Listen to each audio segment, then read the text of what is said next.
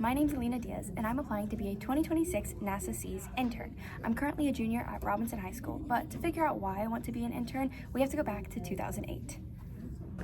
I've lived in Tampa my whole life, visiting local parks, biking along the Riverwalk, and of course, visiting Disney World. Growing up in Florida, I learned to swim at 4 years old. After that, you couldn't get me out of the water.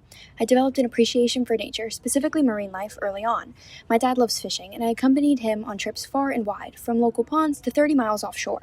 On one of these trips, we accidentally reeled in a sea turtle. My dad explained how important it was to carefully remove the hook and line so the turtle could heal, and to keep debris out of the ocean in the first place. That was the first time I understood that loving nature wasn't enough. Protecting it required responsibility and action. One of my mom's proudest achievements is instilling her love of reading in me and my sister. From a very young age, you could never catch me without a book. National Geographic Kids was practically sponsored by the Diaz household. My favorite series by a mile was the Mission Animal Rescue books. I discovered that not only could I learn about nature, but I could learn how to protect it. As I got older, I learned that my love for nature didn't stop at the animals. Science class caught my attention as we learned about your basic natural systems, photosynthesis, the water cycle, and predators versus prey.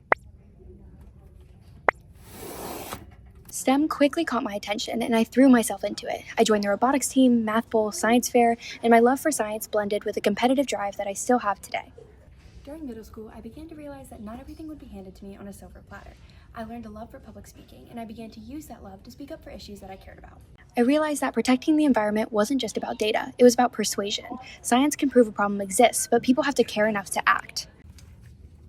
One of my favorite parts about entering high school was the new opportunities. My old school had been K-8 and relatively small, so a new building full of new people and new extracurriculars was exhilarating.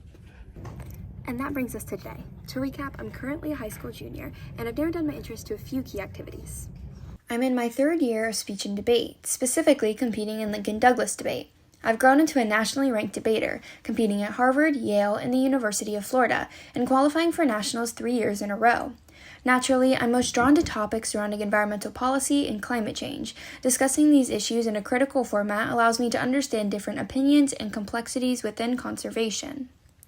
I'm a co-founder of 2 math counts teams at local middle schools, where I coach and tutor students weekly, allowing access to math skills that many of the students wouldn't have received otherwise. At the time of making this video, my fellow founder and I are accompanying our students to their regional competition next week. Wish us luck! I also myself compete in math competitions. I'm in my second year as a Mu Alpha Theta Honor Society member, and I've been competing in the statistics division this year. I'm also currently training for Math Bowl in the state competition in a couple months. Additionally, I'm in my second year as a member and first year as leadership for HOSA, or Health Occupational Students of America. I ranked top 10 regionally in the biotechnology category last year, and this year top 5 in the biomedical debate category. In between freshman and sophomore year, I attended the USNA Summer STEM program, where I got my first exposure to real-world applications of engineering and chemistry. This experience solidified that I wanted to pursue something in STEM as a career. In case you were wondering, I've also dabbled in some other activities as well. In the last 17 years, I've realized that if we want to truly protect the environment, we have to balance human needs with conservation efforts. Energy production remains one of the largest emitters of greenhouse gases, and renewable technologies offer one of the most scalable solutions.